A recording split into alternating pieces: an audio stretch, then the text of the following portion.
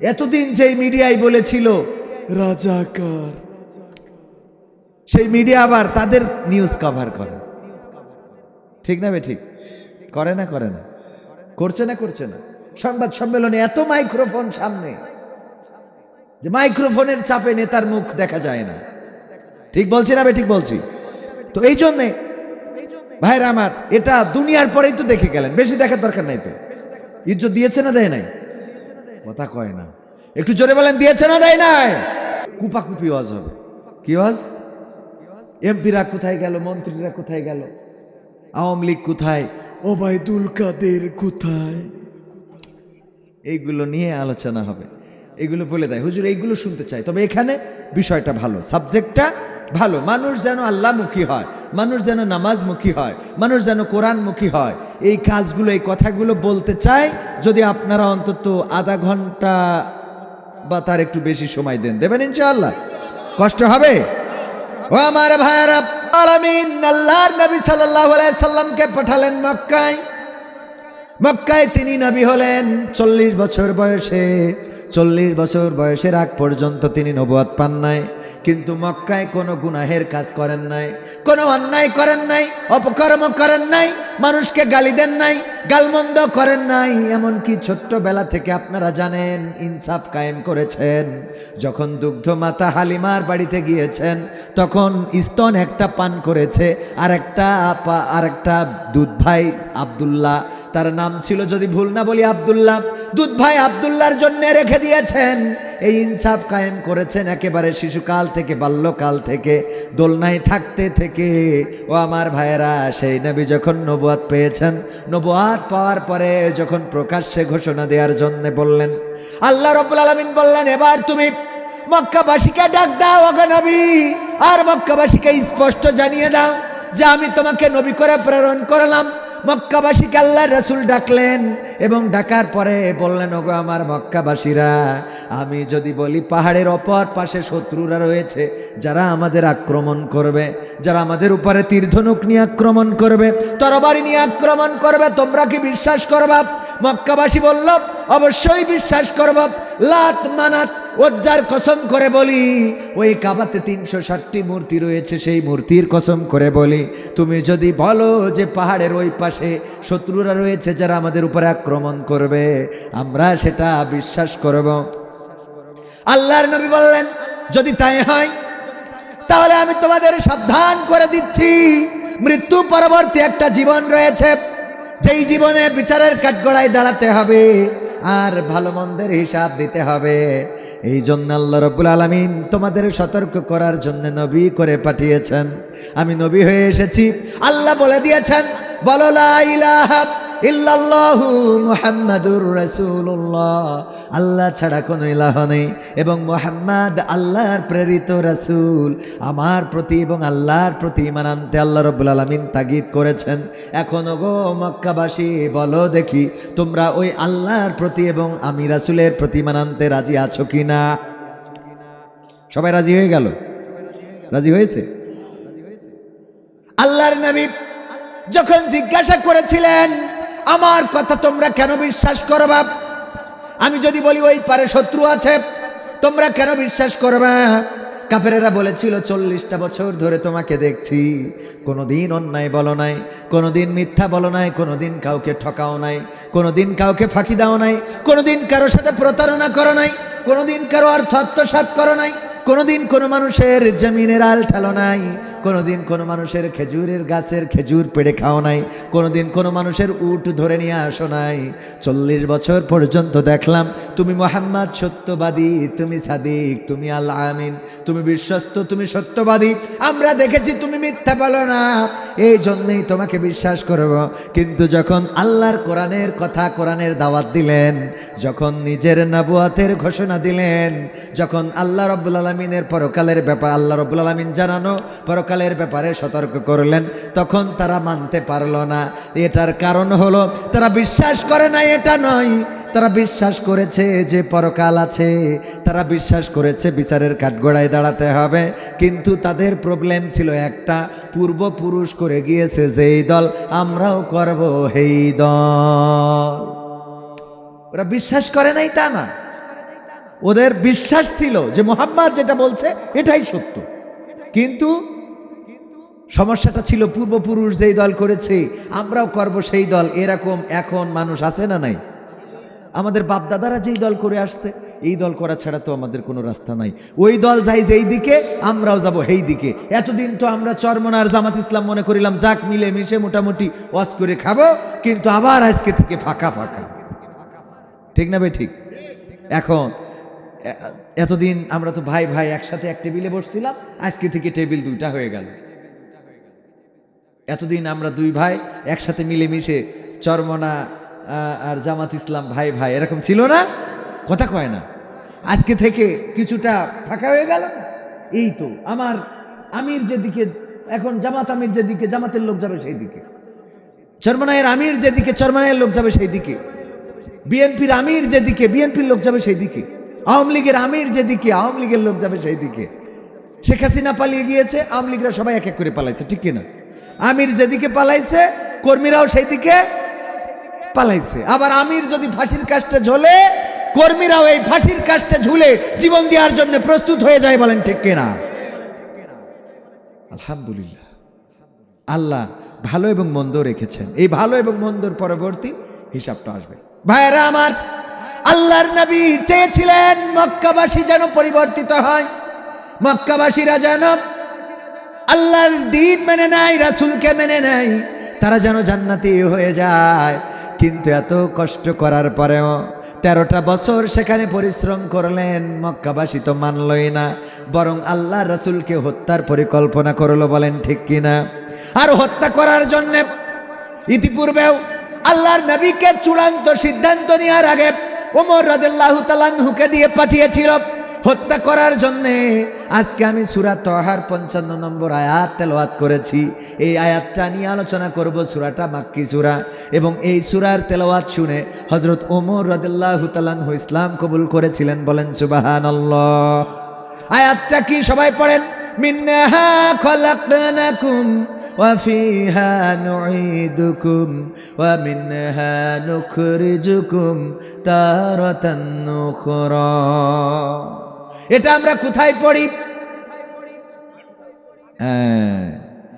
এই আয়াতটা মাটি দেওয়ার সময় পড়ি, ঠিক না বে ঠিক? সবাই বলেন পড়ি না পড়ি না?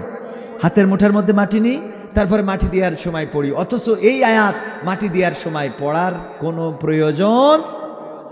প্রয়োজন তো নাই, ওখানে দরকারও নাই। তবে পড়া ডিরেক্ট যাবে না এটা বলবো না। কবরের কাছে আপনি যে কোনো আয়াতই পড়তে পারেন। আয়াত পড়লে সওয়াব আছে না নাই? আপনি আল্লাহ উচ্চারণ করলে সওয়াব আছে না নাই? প্রতিটা হরফে কয় নাকি? 10 নেকি করে আপনি পেয়ে যাবেন। বিসমিল্লাহির রহমানির রহিম 120 190 নেকি হয়ে গেল। 19টা হরফ আছে এখানে, তাই না হুজুর? 19টা হরফ 100। বিসমিল্লাহির রহমানির রহিম এটাও পড়েন, আপনি পড়লেই সওয়াব দিয়ে দেন কে? আল্লাহ রাব্বুল আলামিন সওয়াব দিয়ে দেন। এখন এইটা কবরের কাছে কেন পড়া যাবে না? কারণ হলো এই আয়াতটা কবরের কাছে পড়ার জন্য নাজিল হয় নাই। এই আয়াত যেখানে পড়তে হবে তার উল্টো জায়গায় আমরা যেয়ে পড়ি, যেখানে পড়তে হবে তার উল্টো জায়গায় যেয়ে পড়ি। কাউরে পাঠাইছে ধরেন গোশত কেনার জন্য, এই যদি গোশত না কিনে বাজার থেকে তরি তরকারি কিনে নিয়ে চলে আসে, উদ্দেশ্য কি সফল হলো? উদ্দেশ্য সফল হলো? আপনার যে কাজের জন্য পাঠানো হলো সেই কাজটা তো আপনি করে দিবেন। তো আল্লাহ রাব্বুল আলামিন এই আয়াতটা যে জন্য পাঠাইছে সেই জায়গায় না পড়ে আমরা যদি কবরে পড়ি, আল্লাহর উদ্দেশ্য কি সফল হলো? বরং আমরা উল্টো কাজ করার জন্য আল্লাহ রাব্বুল আলামিন চাইলে আমাদের মার দিতে পারে না? পারে না? আল্লাহ বলেছে নামাজ পড়ো পশ্চিম দিকে ফিরে। কিবলা কোন দিকে? আমি যদি পূর্ব দিকে ফিরে নামাজ পড়ি, যতই নামাজ পূর্ব দিকে ফিরে আমার মতো করি গাদ্দারি করি যদি পড়ি, নামাজ কি হবে?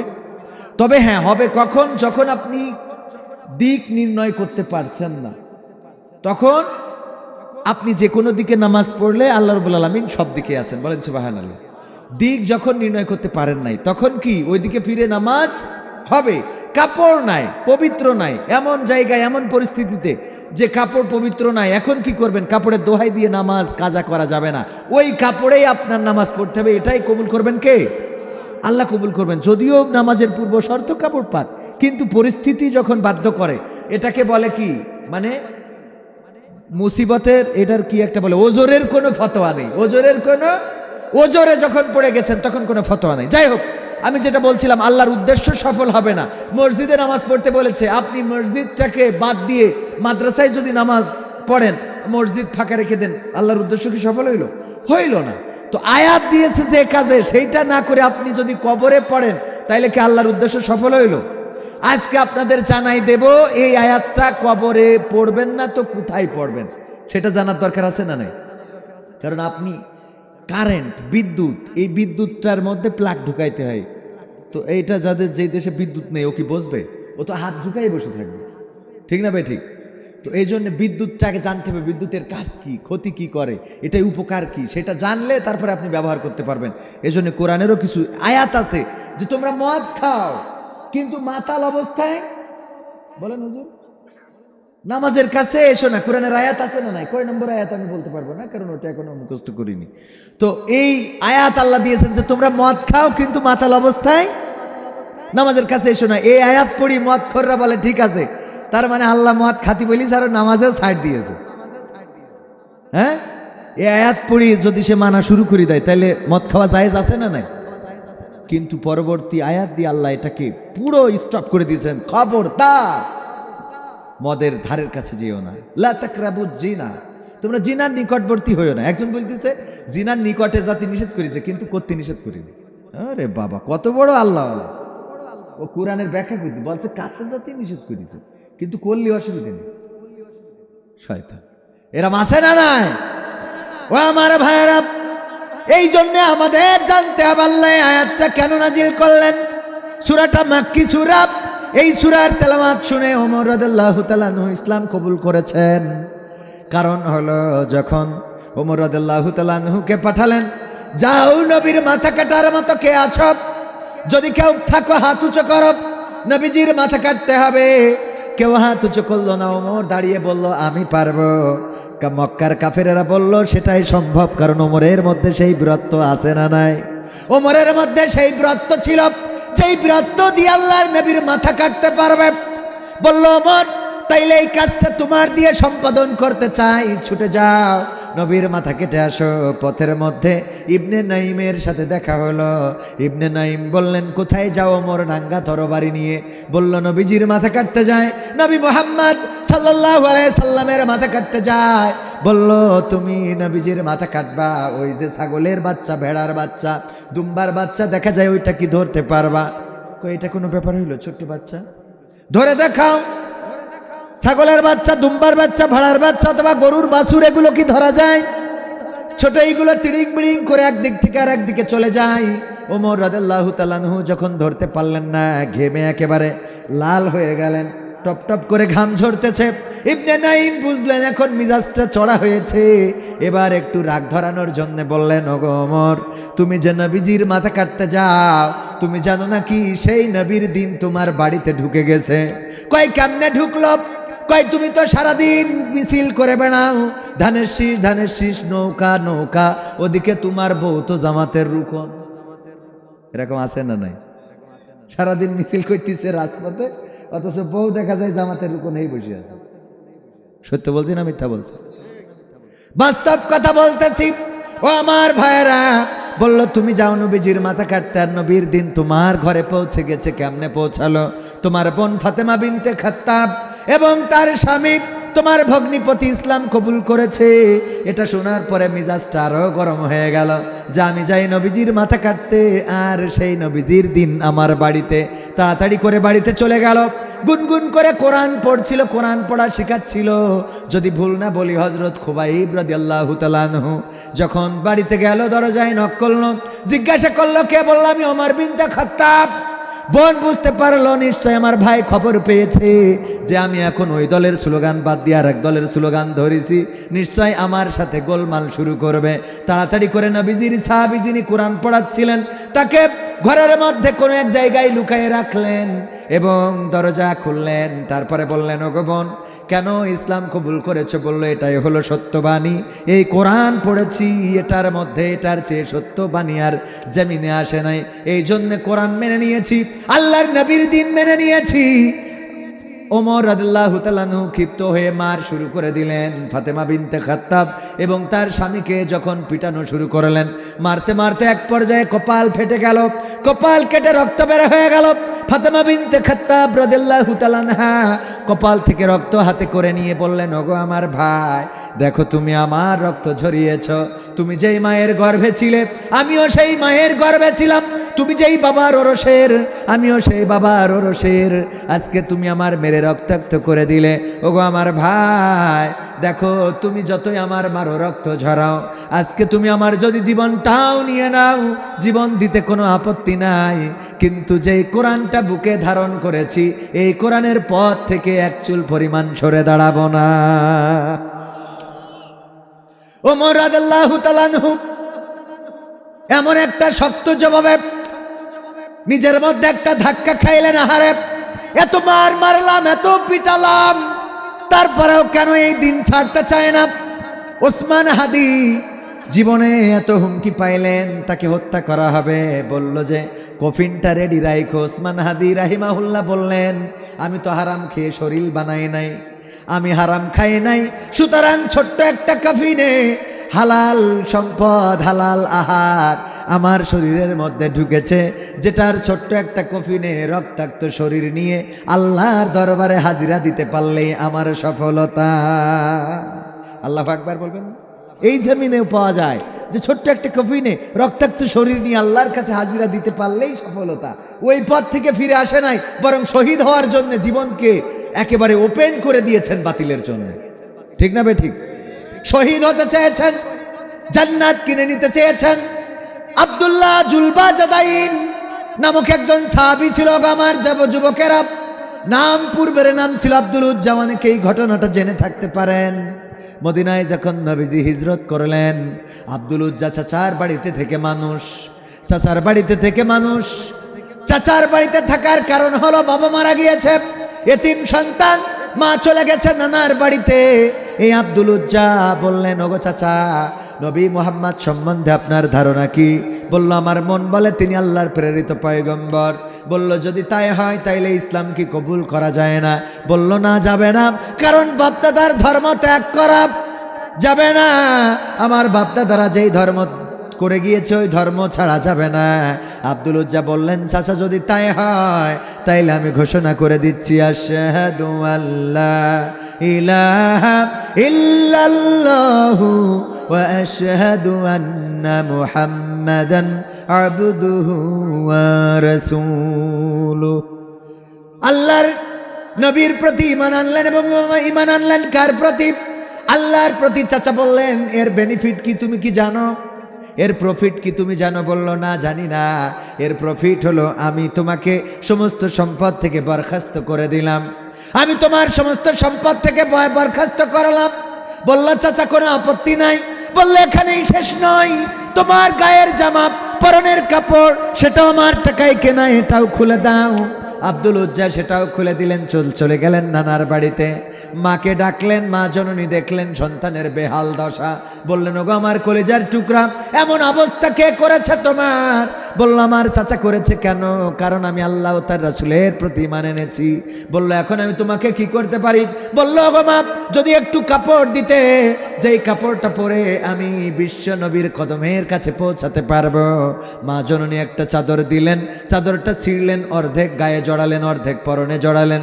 তারপরে মসজিদে নববীর কাছে চলে গেলেন। আল্লাহর নবীর সাথে দেখা হলো।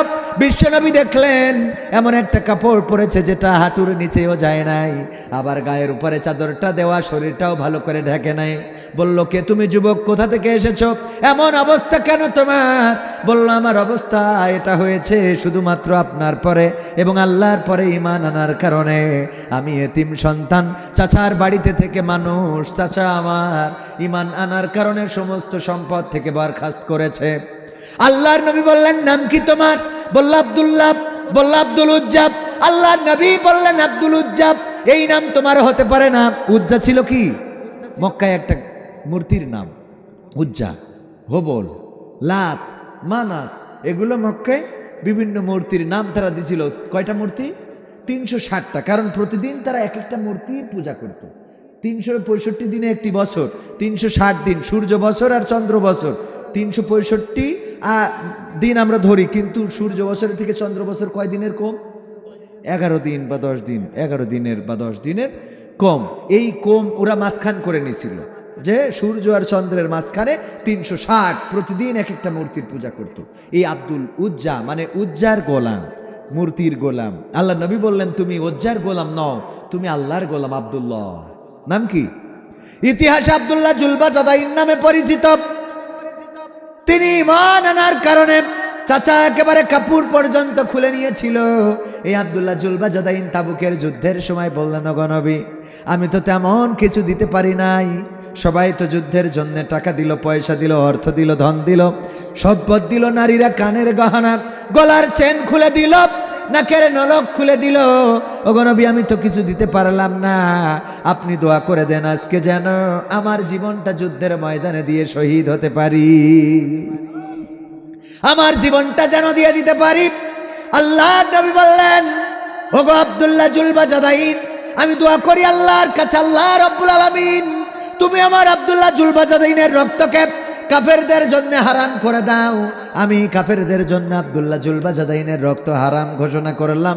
আব্দুল্লাহ জুলবাজাদাইন বললেন, ওগো নবী, আমি চাইলাম আজকের যুদ্ধের ময়দানে রক্ত দেব, জীবন দেব, শহীদ হব, আল্লাহর কাছে হাজিরা দেব, রক্তাক্ত দেহ নিয়ে আল্লাহর কাছে পৌঁছাবো, কিন্তু আপনি এমন দোয়া করলেন, আমার রক্ত কাফেরদের জন্য হারাম করে দিলেন।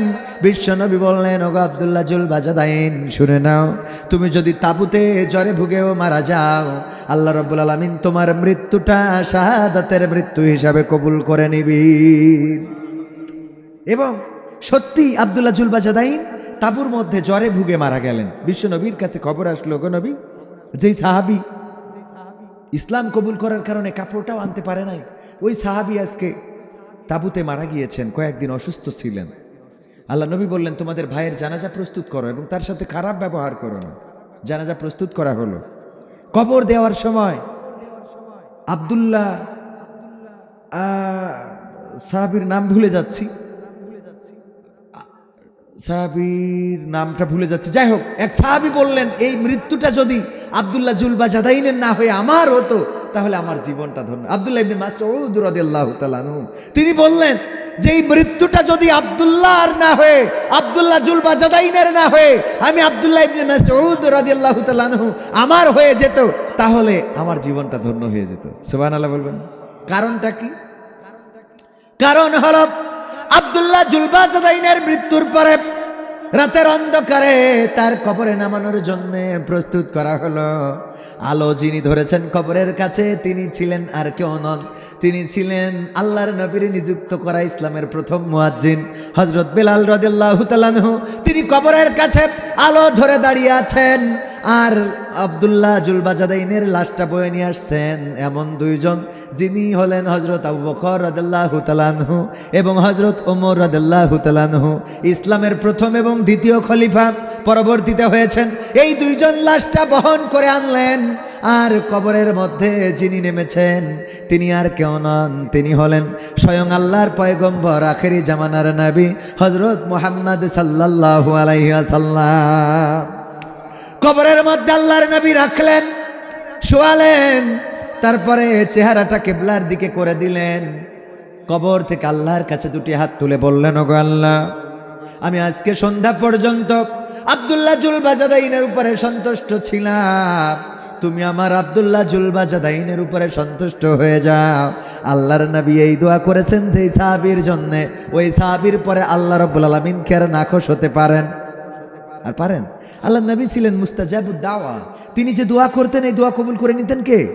আল্লাহ। এই দোয়া মনে মনে চাইতেন, আল্লাহ সেই মনের চাওয়াটাও পূরণ করে দিতেন। তার প্রমাণ হলো মসজিদে কেবলাতাইন, আল্লাহ নবী মসজিদে কেবলাতাইন, এই যে দুইটা কেবলা, মসজিদুল আকসার দিকে ফিরে নামাজ পড়ছিলেন, নামাজের মধ্যে মনে মনে করছিলেন, আল্লাহ আমি যদি কাবার দিকে মুখ করে নামাজ পড়তে পারতাম। আল্লাহ নামাজের মধ্যে বললেন, আমি বুঝতে পারছি নবী আপনি কি চাচ্ছেন, আপনার চোখ বারবার আকাশের দিকে তাকায়, আমি কাবাটাকেই আপনার জন্যে এবং আপনার উম্মাতদের জন্য কিবলা নির্দিষ্ট করে দিলাম।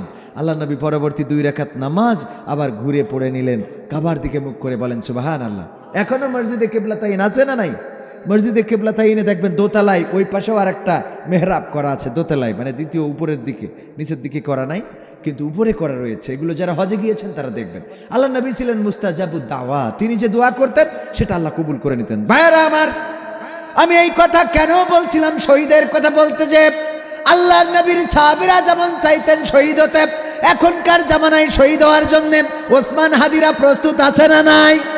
এখনকার জামানায়ও প্রস্তুত আছে, কিয়ামত পর্যন্ত থাকবে।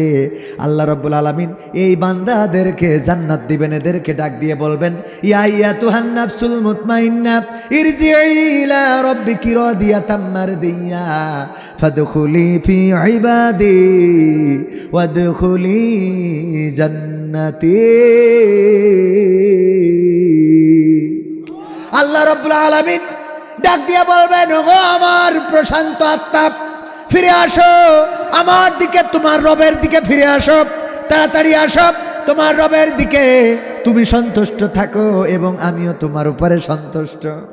তুমি সন্তুষ্ট থাকো, আমিও তোমার উপরে সন্তুষ্ট। ফিরে আসো কার দিকে? রবের দিকে, তোমার রবের দিকে, তোমার প্রতিপালকের দিকে। আর তুমি দাখিল হয়ে যাও আমার বান্দাদের কাতারে এবং প্রবেশ করো জান্নাতে। বলেন সুবহানাল্লাহ। যখন এই আয়াতটা নাজিল হচ্ছিল, ওমর রাদিয়াল্লাহু তাআলা আনহু ছিলেন, হযরত আবু বকর রাদিয়াল্লাহু তাআলা আনহু ছিলেন পাশে। তিনি বললেন, ওগো নবী, কত সুন্দর এই কথাগুলো, এই কথাগুলো কাকে বলা হবে?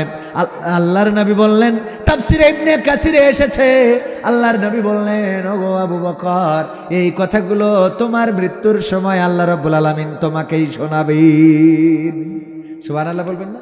তোমার মৃত্যুর সময় এই কথাগুলো আল্লাহ তোমাকেই শোনাবেন। ভাইরা আমার, কষ্ট হচ্ছে আপনাদের? কষ্ট হচ্ছে? তুই একজনের মনে হয় কষ্ট হচ্ছে, একটু কষ্ট হয়, কারণ এখানে বসে থাকলে শয়তান তো আর বসে থাকে না, শয়তান বসে থাকে। মাঝে মাঝে আমি বলি, শিয়াল, এদের ধৈর্যটা দেখেন। শিয়াল দেখেছেন না? শিয়ালের ধৈর্যটা দেখেন। যেই দিন আপনার বাড়ির মুরগির খোপ, আপনারা কি বলেন? মুরগির খোপ, আমরা বলি মুরগির ঘর। এই মুরগির ঘর, মুরগির খোপে যেই দিন দরজা দিতে ভুলে যায়, ওই দিনই শিয়ালে মুরগি নিয়ে যায়। তার মানে কি শিয়াল ওই দিন আসছিল?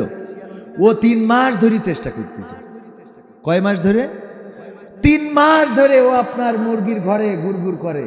যেই দিন ভুলে গেছেন ওই দিন ধরেছে। তার মানে ও কোনোদিন অধৈর্য হয় নাই, যে প্রতিদিন যেহেতু আমার কি ভাই যেন, আমার মিজানুর রহমান ভাই, ওনার বাড়ি প্রতিদিন দরজা দিয়া থাকে, যা ওই বাড়ি আর যাবো না, এটা কোনোদিন শিয়াল মনে করে নাই। ও প্রতিদিন খোঁজ নেয় যে আজকে ভুলেছে কিনা। শয়তান, শয়তানের মতো। আমি বলি, যদি সফল হতে চাও তাহলে ধৈর্য লাগবে শয়তানের মতো। কার মতো? শয়তানের মতো ধৈর্য লাগবে যদি আপনি কোনো কাজে সফল হতে চান। শয়তানের ধৈর্যটা কেমন দেখেন, যে নামাজ পড়ে তার পিছনে লেগে আছে একেবারে মৃত্যু পর্যন্ত। কোনোদিন মনে এমন হয় নাই যে ওর যেহেতু ফিরাইতে পারলাম না, থাক, ওর কাছে আর যাবো না। শয়তান এটা কোনোদিন মনে করে নাই। বরং ও প্রতিদিন সকালে এসে কয়, যে সুন্দর শীত পড়তেছে, আজকে আর একটু ঘুমা। বলে না? বলে না? নামাজিরে ও কোনোদিন আপনার পিছন ছাড়ে নাই। এত ধৈর্য শয়তানের। এই জন্য বলি, সফল যদি হতে চাও শয়তানের মতো ধৈর্য আগে নিজের মধ্যে সেট করে নাও। এত ধৈর্যশীল, কোনোদিন আপনার পিছন ছাড়ে না। এমনকি মৃত্যুর সময় পর্যন্ত চেষ্টা করে যে কবরে যাওয়ার আগে, ওই যে হেফাজতের আমিরের দেখেছেন না, উল্টো পাল্টা কথা বলা শুরু করে দিয়েছে এমনি সেমনি। বলে না? বলে না? মৃত্যুর আগেও শয়তান প্ররোচিত করে, শয়তান প্রভাবিত করে। আব্দুল কাদের জিলানির কাছে একবার এসেছে তারা তারা জামা গায়ে দিয়ে, খুব সুন্দর করে, খুব একটা টুপি মাথায় দিয়ে শয়তান এসে বলতেছে, ইয়া আব্দুল কাদের জিলানি রহমাতুল্লাহ। আব্দুল কাদের জিলানি বলতেছে, এত কায়দা করি সালাম দেয়, আমার নাম ধরে কি ডাক? আমি জিব্রাইল, আমি জিব্রাইল, আল্লাহর তরফ থেকে এসেছি। আব্দুল কাদের জিলানি তিনি বললেন, কেমন করে আসলে জিব্রাইল, কোন কারণে আসলে? বলল, আল্লাহ রাব্বুল আলামিন তোমার আমলের পরে এতটাই সন্তুষ্ট হয়েছে যে আমাকে দিয়ে সুসংবাদ পাঠিয়ে দিল, যাও আমার আব্দুল কাদের জিলানিকে বলে দাও তার ইবাদত বন্দেগী আল্লাহর দরবারে কবুল হয়ে গেছে। কয় সুবহানাল্লাহ। শয়তান এসে বলতেছে, মানে শয়তান এসে পাম মারতেছে, বুঝেননি? আচ্ছা, তুমি অনেক অনেক আল্লাহর উচ্চ স্তরে পৌঁছে গিয়েছো। আব্দুল কাদের জিলানি তো বুঝলো যে শয়তান, আব্দুল কাদের ফেরেশতা জিব্রাইল তো আর জমিনে আসবে না, আসবে আর কিয়ামত পর্যন্ত আর আসবে না, কারণ নবী সাল্লাল্লাহু আলাইহি সাল্লাম চলে গিয়েছেন এবং ওই দিন তিনি পৃথিবী থেকে বিদায় নিয়েছেন। যেহেতু নবী আর আসবে না, তিনিও আর আসবে না। আব্দুল কাদের জিলানী রাহিমাহুল্লাহ বললেন, মানলাম তুমি জিব্রাইল, কিন্তু তোমার তো দুনিয়ায় আসার কথা না, কারণ বিশ্ব নবী সাল্লাল্লাহু আলাইহি সাল্লামের ইন্তেকালের মধ্য দিয়ে কিয়ামত পর্যন্ত আর আসার কথা নয়। শয়তান বলতেছে, আল্লাহ তোমার পরে এতটাই সন্তুষ্ট হয়েছে যে আল্লাহ যে ওয়াদা করিল সেটা ভেঙে আমারে পাঠিয়েছে। শয়তান মানে কত কায়দা। আব্দুল কাদের জিলানী বললেন, তুমি এরকম কথা বলে অনেক রে গোলাপানি খাওয়াইতে পারো, কিন্তু আমি আব্দুল কাদের জিলানীকে না। আমি বুঝে ফেলেছি তুমি শয়তান। আউযু বিল্লাহি মিনাশ শাইতানির রাজিম। শয়তান বলতেছে, আমি আব্দুল কাদের জিলানী তোমার মতো এরকম অসংখ্য আল্লাহর ওলিকে এরকম করে জাহান্নামে নিয়ে গেছে, তোমার বেলায় পারলাম না। শয়তান পারে না, কারণ কি? কারণ ইমানটা ছিল শক্ত, জানা ছিল ভালো। আমাদের মধ্যে যদি এমন কারোর কোনো ঘটনা ঘটে, ও তো পরের দিন নবী দাবি করে বসবে। এরকম আছে না নাই? যদি শয়তান এসে কয় যে তোমার দরবারে আমি এসেছি আল্লাহর তরফ থেকে, ফেরেশতা জিবরাইল, মিকাইল, ইসরাফিল, আজরাইল, হ্যাঁ, ও বাবা, পরের দিন বলবে ও তো নিজেরে মানে আর কি করা যায়। এরকম আছে না নাই? দরবারে কিছু আসেনি তাই চুপ করে ঠিকই বলে, কি হয়েছে? কয় মক্কায় কুত্তা উঠছিল তাই তাড়ালাম। ওরে বাবা, মক্কায় কুত্তা উঠছে তাই ও তাড়াইলো এখান থেকে। আর মুরিদরা খায় মাশাআল্লাহ, আল্লাহু আকবার, আল্লাহ। ওরে বাবা, সত্য বলছি না মিথ্যা বলছি? সত্য না মিথ্যা? তো এই জন্য বলছি, মাহফিলে আপনি চাইলেও কিন্তু এখানে বসে থাকবেন, শয়তান তো বসে নেই। আমি যতই ওয়াজ করি, শয়তান কিন্তু সবার কাছে কাটি কাটি, এই ওট আর কতক্ষণ থাকবি? মনে হচ্ছে না? মনে হচ্ছে কিনা? এ কথা শোনে কিনা, চলে যায়। এরকম শয়তান বলতেছে, বলবেই, এটা স্বাভাবিক। কিন্তু আমার কথা শোনাতে আপনার উপকার হোক আর না হোক, আপনি এখানে বসে থাকাতে আপনার উপকার আছে। সুবহানাল্লাহ বলবেন না? বসেছেন কোথায়? রিয়াজুল জান্নাত, নবীজির ভাষায় জান্নাতের বাগান। দুনিয়ার জান্নাতের বাগানে যদি আপনার বসার সৌভাগ্য না হয়, আখেরাতে জান্নাতে কেমন করে পৌঁছাবেন? আপনি প্রাইমারি স্কুলে পড়তে পারেন নাই, হাই স্কুলে গিয়েছেন ভর্তি হইতে, নেবে? প্রাইমারি স্কুল শেষ দেন নাই, হাই স্কুলে যেয়ে বলতেছেন আমি 6-এ ভর্তি হব। হাই স্কুল পড়েন নাই, আপনি কলেজে যেয়ে বলতেছেন আল্লাহ না, স্যারের বলতেছেন স্যার আমি কলেজে ইন্টার ভর্তি হব, আপনার নেবে? দুনিয়ার জান্নাতে আপনি ঢুকতে পারেন নাই, পরকালে যেদিন বলবেন আল্লাহ জান্নাত দাও, তোমার জান্নাতের কাঙাল আমরা, জান্নাত চাই, জান্নাত দাও। আল্লাহ বলবেন জমিনের উপরে ওই যে মাগুরায় জান্নাতের বাগান হয়েছিল, ওই জান্নাতের বাগানে কি তুমি ওখানে ছিলে নাকি? বলবে না, আমার ব্যস্ততা ছিল। কবে ঠিক আছে, যেহেতু ওখানে ব্যস্ত ছিল, ওই জান্নাতে ঢুকতে পারো নাই, ছোট একটা জান্নাত, তো এত বড় জান্নাতে তো তোমার ঢুকা কথা কয় না। এত সহজ না, আমরা যত সহজ মনে করি।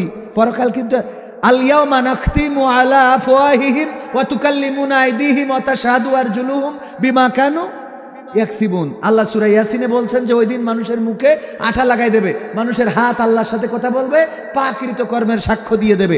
আচ্ছা বলেন তো কারণটা কি? কারণ হলো আমরা বান্দারা এত বড় আল্লাহর ওলি যে পরকালে আল্লাহর সামনে মিথ্যা বলবো।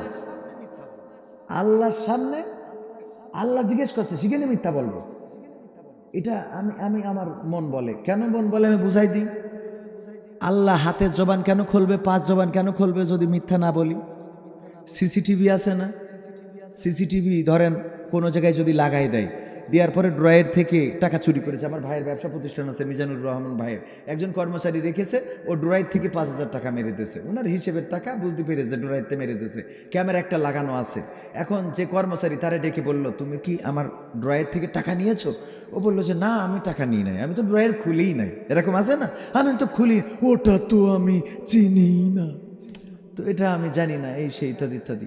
এখন এটা যখন বলল তখন বলল সত্য বলো, না হইলে কিন্তু আমি বের করব। ও জানে না সিসি ক্যামেরার কাজ কি, ও অস্বীকার করেই গেল।